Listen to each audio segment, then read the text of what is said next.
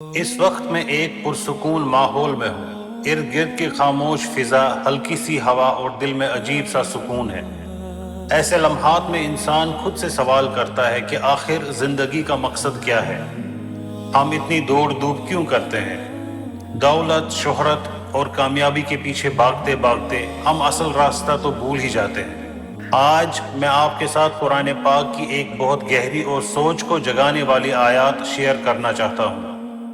وہ ہے سورۃ البلد، آیات نمبر 6 سے 10۔ یہ آیات ہمیں ہماری حقیقت یاد دلاتی ہے، ہمیں ہماری نعمتوں کا احساس دلاتی ہے اور ہمیں یہ سوچنے پر مجبور کرتی ہے کہ ہم کون سا راستہ چن رہے ہیں، نیکی کا یا بدی کا۔ آئیے دل کو حاضر کر کے پوری توجہ کے ساتھ اللہ کے کلام کو سنتے ہیں اور سمجھتے ہیں۔ بسم اللہ الرحمن الرحیم۔ یقول احلقت مالا لبدا، وہ کہتا ہے میں نے بہت سا مال خرچ کر دیا۔ He says, I have spent great wealth. أَيَحْسَبُ أَن لَّمْ يَرَهُ أَحَدٌ، کیا وہ یہ سمجھتا ہے کہ اسے کسی نے دیکھا ہی نہیں؟ Does he think that no one has seen him? أَلَمْ نَجْعَل لَّهُ عَيْنَيْنِ، کیا ہم نے اسے دو آنکھیں نہیں دی؟ Have we not given him two eyes?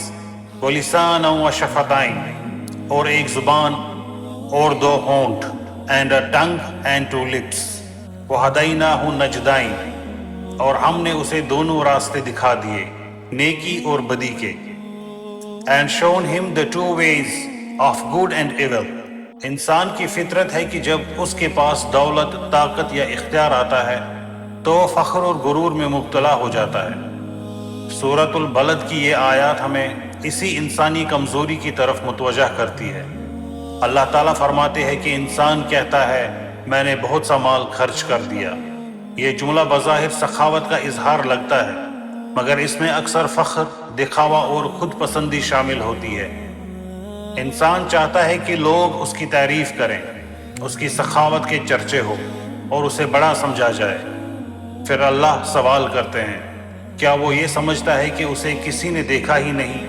یہ سوال انسان کے ضمیر کو ہلا دیتا ہے۔ حقیقت یہ ہے کہ اللہ ہر عمل، ہر نیت اور ہر خیال کو دیکھ رہا ہے۔ ہم چاہے لوگوں سے چھپا لیں مگر اللہ سے کچھ نہیں چھپ سکتا۔ اس کے بعد اللہ ہمیں اپنی عظیم نعمتیں یاد دلاتے ہیں۔ آنکھیں، زبان اور ہونٹ۔ آنکھیں ہمیں دنیا دیکھنے کے لیے ملی مگر ان کا اصل مقصد حق کو پہچاننا۔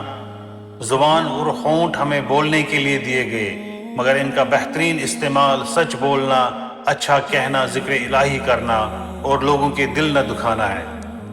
آخر میں اللہ فرماتے ہیں کہ ہم نے انسان کو دو راستے دکھا دیے ہیں، نیکی اور بدی کا راستہ۔ اب یہ انسان پر چھوڑ دیا گیا ہے کہ وہ کون سا راستہ اختیار کرتا ہے۔ نیکی کا راستہ مشکل ضرور ہے مگر انجام کے لحاظ سے کامیابی کا راستہ ہے، جبکہ بدی کا راستہ آسان مگر انجام کے اعتبار سے تباہی کا سبب بنتا ہے۔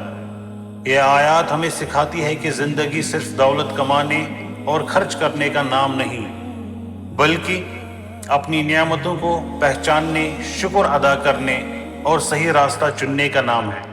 جو انسان اللہ کی دی ہوئی آنکھوں، زبان اور عقل کو نیکی کے لیے استعمال کرتا ہے وہی اصل کامیاب ہوتا ہے۔